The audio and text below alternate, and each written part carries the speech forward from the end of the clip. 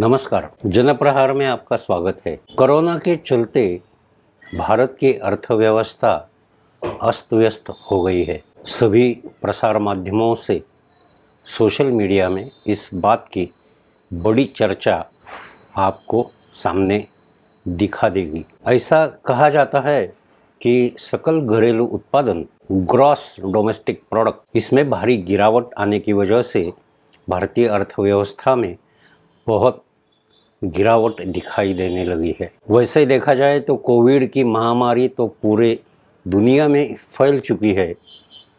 इस दुनिया में शायद ही कोई ऐसा देश हो जिसमें कोविड-19 अर्थात कोरोना महामारी का कोई मरीज पाया न गया हो। सभी देशों का चलन वलन, उद्योग और सभी दैनंदिन कामकाज में रोक आने की वजह से पूरे के पूरे आर्थिक व्यवहार ठप हो गए हैं।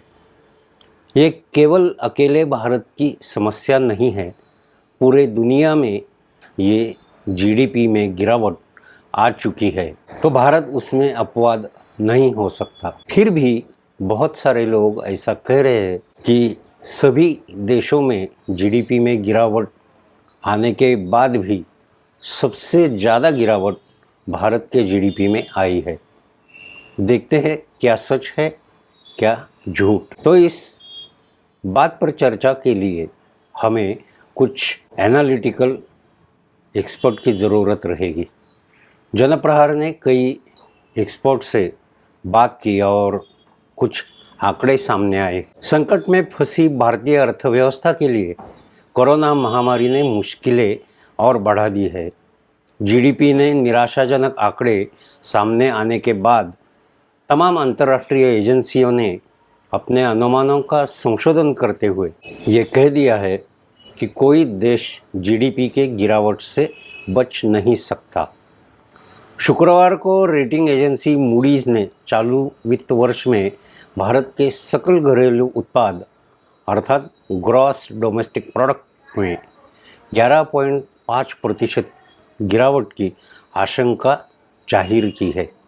मूडीज़ ने कहा है कि 2020-21 में भारतीय अर्थव्यवस्था में 11.5% की गिरावट आएगी। बता दें कि इससे पहले रेटिंग एजेंसी ने भारतीय अर्थव्यवस्था में सिर्फ 4% की गिरावट का अनुमान लगाया था, लेकिन कोविड के चलते ये अनुमान ध्वस्त हो गया है। कोरोना की वजह से मुश्किलें बढ़ी है, ये बात सच है, लेकिन भारत अकेला इसका शिकार नहीं है।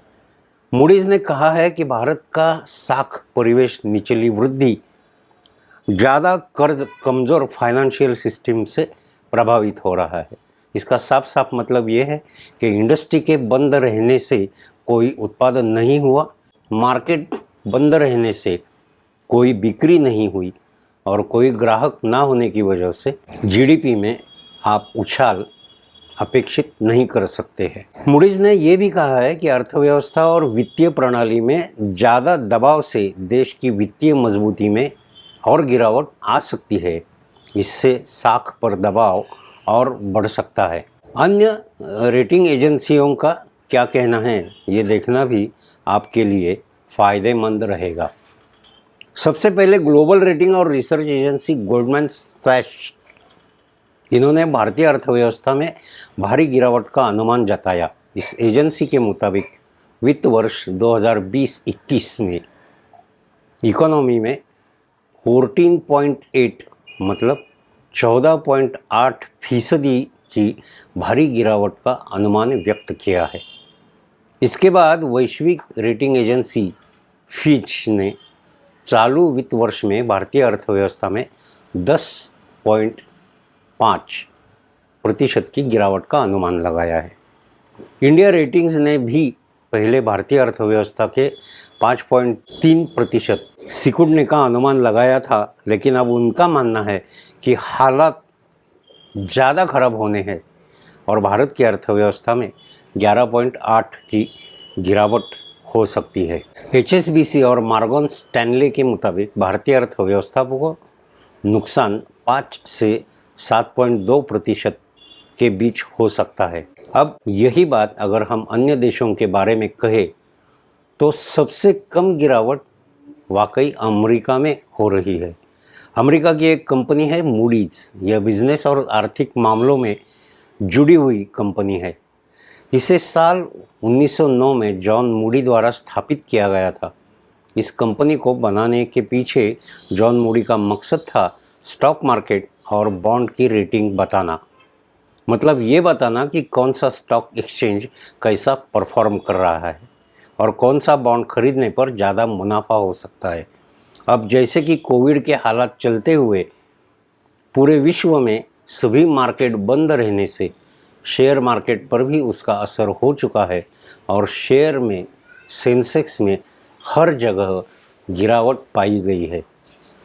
तो जैसे ही बदलाव आएगा, लॉकडाउन खुलेगा, अनलॉक की प्रोसेस शुरू हो जाएगी, दुनिया के अन्य देशों की तरह भारत में भी पूरा कारोबार फिर से तेज़ी से शुरू होगा, मार्केट में उछाल आएगा और जीडीपी में जो गिरावट अपेक्षित कही गई है वो गिरावट में कमी होगी। इसका मतलब जीडीपी में वृद्धि होने की संभावना भी है। जॉन मूडी के स्टॉक मार्केट और बॉन्ड की रेटिंग को मद्देनज़र रखते हुए भारतीय शेयर मार्केट में जैसे कि नेशनल स्टॉक एक्सचेंज हो, बॉम्बे स्टॉक एक्सचेंज हो, इन दोनों जगह पर भारी तरह के अच्छे परफॉर्मेंस की अपेक्षा अर्थ क्षेत्र में अपने बहुत सारे इंडस्ट्रियलिस्ट और एक्सपर्ट्स ने बताई है। कोविड के चलते हुए पूरी दुनिया में जीडीपी गिरने की वजह से भारत में भी जीडीपी में गिरावट आ चुकी है, लेकिन इससे भयभीत होने की कोई ज़रूरत नहीं है। जिसे मार्च एंड कहा जाता है, आर्थिक वर्ष की समाप्ति 31 मार्च को होती है। तब तक मार्केट में उछाल आने की, जीडीपी में वृद्धि होने की और सेंसेक्स में बढ़ोतरी पाने की आशाएं सभी अर्थतज्ञ अपने सामने लगा बैठे हैं। देखते हैं ये जीडीपी में वृद्धि कैसे होती है।